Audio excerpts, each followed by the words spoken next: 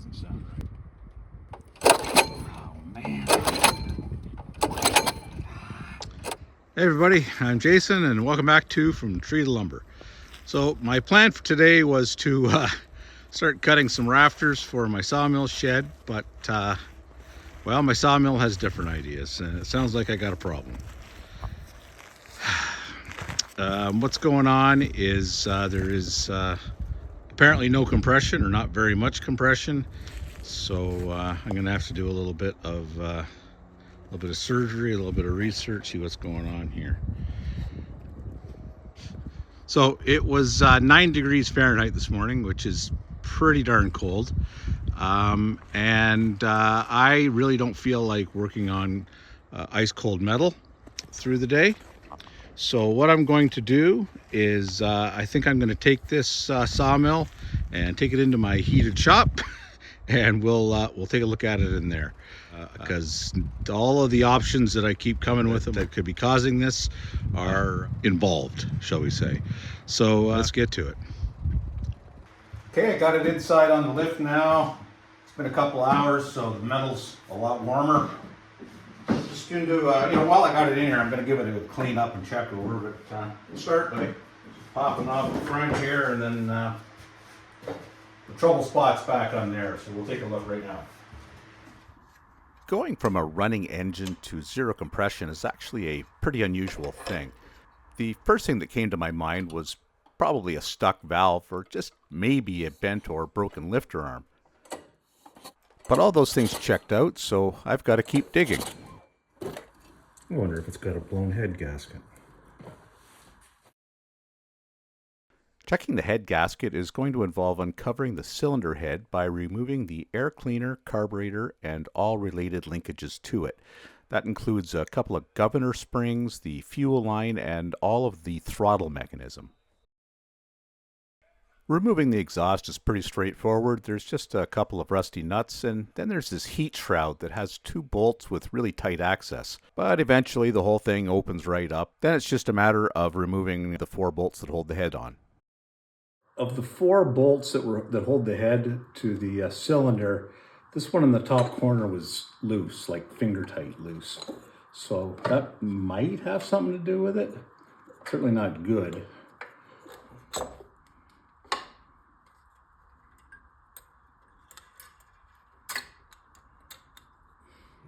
Oh yeah. So if you take a look right here, you'll see this area here is all scorched off. That should be the head gasket, but it's gone, plus it's broken through right there. See? So that's a pretty easy fix, actually. All right, I just want to show you something here. So remember I told you one of the head bolts was only on finger tight? It was this bolt right here, and take a look at this. That's where the brake is, and you can see that it's starting to come through over here. Again, that's the bolt, so that was the problem. Either that vibrated loose or it wasn't torqued down properly at the factory. You can even see right on the head here, see how it's scorched around this side, nice and clean around here. That was the problem. Probably not tight enough. A little bit, oh, there's a spider, huh? So I got to do a little bit of research, and this probably can't be too expensive, and I'll get one ordered. So if you check this out, it's kind of cool. You can see right here, that's where the blowout was, right? That's where the crack was in the head gasket. And you can see up here, there's a bit of soot and whatnot from where it was blowing through. It hadn't gone all the way through here yet, but it was getting there. But check this out. That's a melt hole in the back of the saw blade guard. So the piston was coming up and down, blowing pressure through this little gap in the head gasket, and the heat has blown right through it and made like this crater kind of impact mark in the back of the plastic. You know, kind of sucks, but also it's in a really hidden spot and it really doesn't matter. But I guess this has probably been going on for a while, right? Well, it turns out that a Lifan 7hp engine for a sawmill is what's known as a Honda clone. And more specifically, it is the clone of a GX200. So roughly 200 cc's, 212, 205, whatever, something like that. And it's incredibly common. So being a Chinese knockoff, I find that the best source for parts for that is, of course, Amazon. And I've ordered one, and I'm expecting some guy to show up and deliver it here to my doorstep in the middle of nowhere for less than $10 and next day delivery. It's the way the world is these days. So while I'm waiting, I'm going to clean up the parts. All this carbon is built up, and it's going to interfere with the seal of the new gasket. So you want to be very careful with these surfaces. These heads are usually aluminum, and they score pretty easily, so no sandpaper. The most coarse thing I usually use is a Scotch-Brite pad, okay, and I'll use a razor blade to get the really tough stuff off. But it comes off pretty easy, and when you're done, you'll never get all the staining out, but you'll get it pretty darn clean. Kind of almost a mirror surface, and then you know you're good. I'm using combustion chamber cleaner. It just eats right through this carbon stuff. That's what it's made for. All right, so the parts are here. Oh yeah, I forgot. So you get 2 head gaskets for, I think it was under $9. 2 head gaskets. I chose these ones because the people selling this put a grid on it and showed you the sizes and the distance between the holes and everything, and I checked it against that and it was the same. Great price. I got a spare. It's the same size, right, as advertised. Goes on just like that. Perfect. So what I'm going to do is I'm going to put the gasket on the cylinder because I think it'll be a little bit easier. Got the push rods in, and then gasket just goes on like that over these little 2 locating pins, which are very important. So we'll just slide the head on, make sure that the push rods go where they're supposed to go. Make sure that the head is on those alignment dowels, like that. Perfect, everything's in place. Then I'm going to put all the bolts in, but I'm not going to tighten them just yet. Yeah, before I tighten this down, I just want to get these arms aligned with the push rods. It's easy to do when it's not tightened down. Perfect, just like that. So they found their little homes. Because this one was loose, and I don't know why it was loose. I don't know if it was a factory problem. I kind of suspect it was. It just wasn't tightened properly, or if it came out on its own. For vibration, I'm just going to put a little bit of blue Loctite, which is not permanent but pretty darn sticky, on all the threads, just to be safe.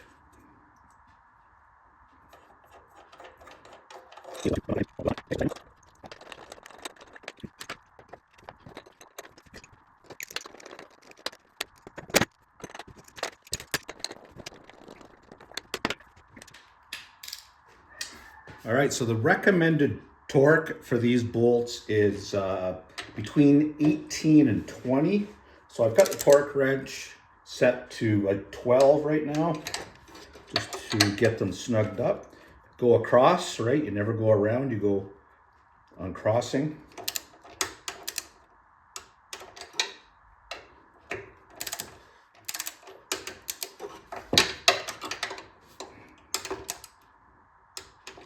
Okay, and we'll turn that up to about maybe 16.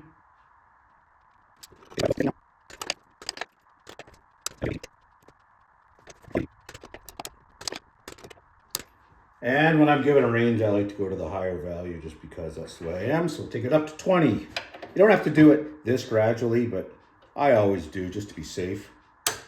20, 20,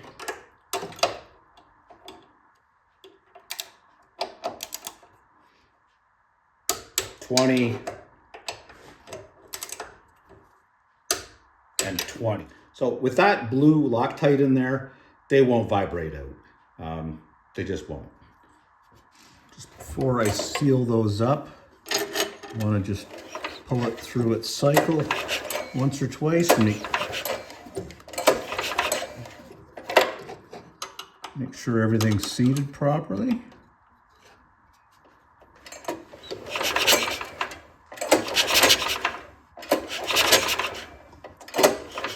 Yep, seems about right. What I'm going to do is I got to set the piston at top dead center, so I'm using a pencil with an eraser on it because I don't want to mark up the top of the piston. And what you do is you just pull it through its cycle until the piston is pointed out as far as it'll go. So it's coming out, it's coming out, it's coming out. Okay, and I would say right there. It's at its highest point. Now you can tell because these should both be loose. Just got to check the gap on the valves before I can seal it up. There has to be just a little bit of space there just to make sure that the valves completely seat. The intake, I looked it up and it's supposed to be about 6/1000 of an inch. I find that's pretty close, maybe a little bit loose, but it's better to be loose than too tight. The exhaust is supposed to be set to 0.8 of an inch. And that's awfully close right there. That's got just the right amount of resistance. Perfect. So even though this one's pretty much where I wanted it is, maybe just a little bit too loose. So I'll show you how to adjust it. Right now you have to just kind of take the tension off of these two nuts. They lash against each other, right, to tighten it down. Just take your 0.6 of an inch, slide it in, and then you tighten the big nut. Okay, now sometimes the small nut tightens with it, but it's the big nut you want to tighten. You want to feel, that's too much. So let's take it off. You want to feel a little bit of drag, but you don't want to feel tight. I'm going to say right there, okay? And you hold the inner nut in place, and then you tighten the small nut just to lash it down so it can't move. Right there. And as long as this wrench here doesn't move, your lash doesn't change. And that's how they should feel. A little bit sloppy, that's okay. All right, they seem to be moving just like they're supposed to. That's good. I'm just gonna put the cover back on.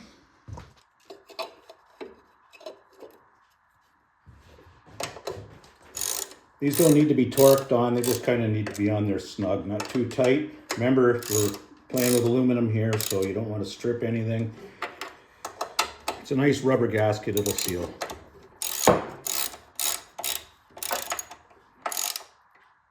Okay, just snug.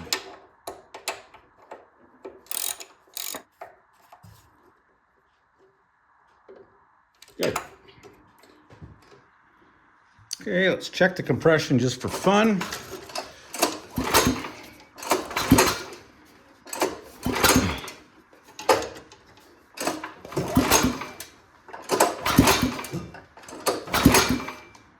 Okay, so it's at 50 pounds.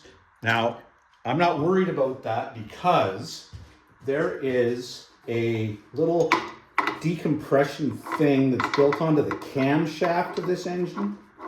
And what it does is, it's like a flying governor, it flies out. So when you spin it, this thing just opens up the exhaust valve just a wee little bit.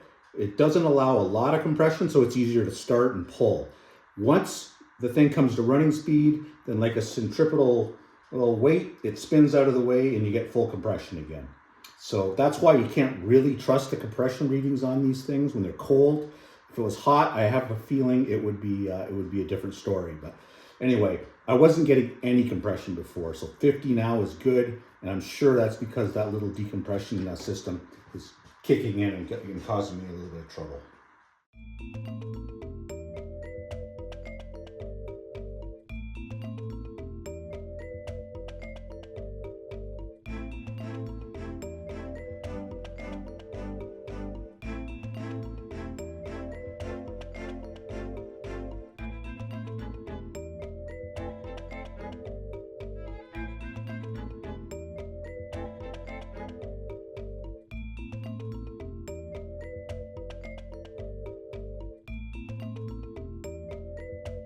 All right, got everything installed back in place. It looks good. Unfortunately, it has gotten to be fairly late, and I don't want to start this thing and wake everybody in the house up. So what I'm going to do is I will wait until first thing in the morning. I'll take it back outside because I don't want to stink the house up with exhaust. And I'll start it up, see how it goes.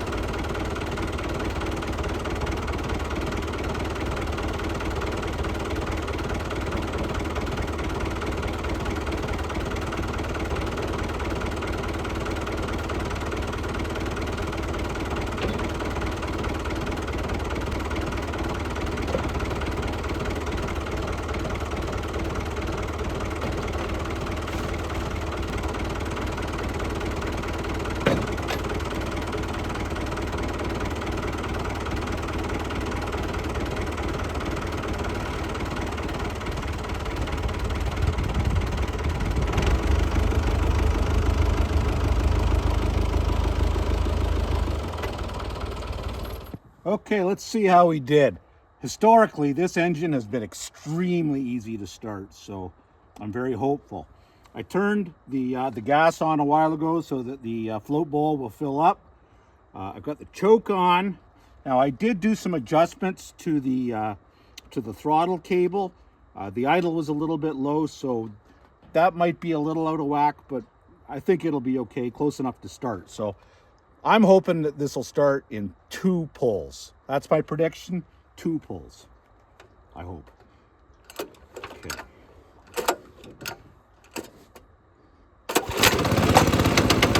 Or 1.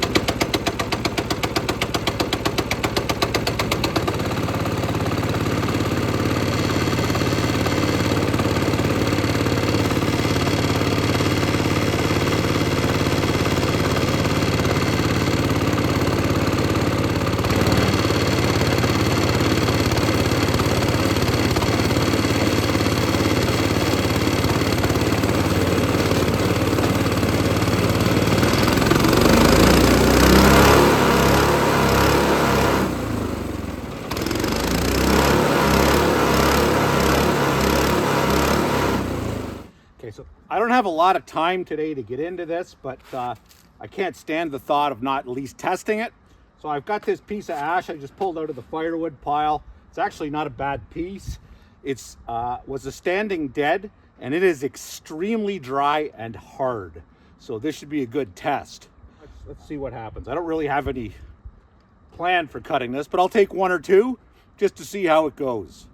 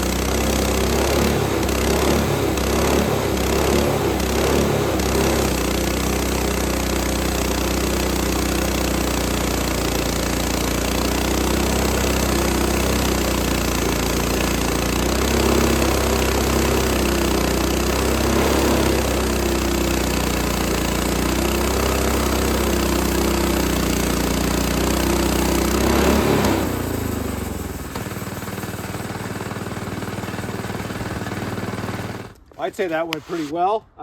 It's not the best blade. I forgot that I had used it a while back just to cut some stickers, and you know, I don't use the best blades when I do that. This is very hard wood, so I mean, I got through it, but I don't think it struggled too much, and seemed to have lots of power. Sounded okay too, so I think we got that figured out. You know, a nice new blade would probably slice right through this stuff. Cool, man. So thank you very much for watching. I know it wasn't probably what you were expecting, and honestly, it wasn't what I was expecting when I woke up to cut up some rafters for the old sawmill shed, but hey, that's life. I've used this saw pretty hard for 2.5 years, so I have a feeling that was a factory defect, but I'm quite confident that I've got it fixed now, and it should be good for years to come. It really wasn't that complicated. So there you go. Have a great day, and hopefully next week I'll have some rafters going up for you. Sounds good. Thank you.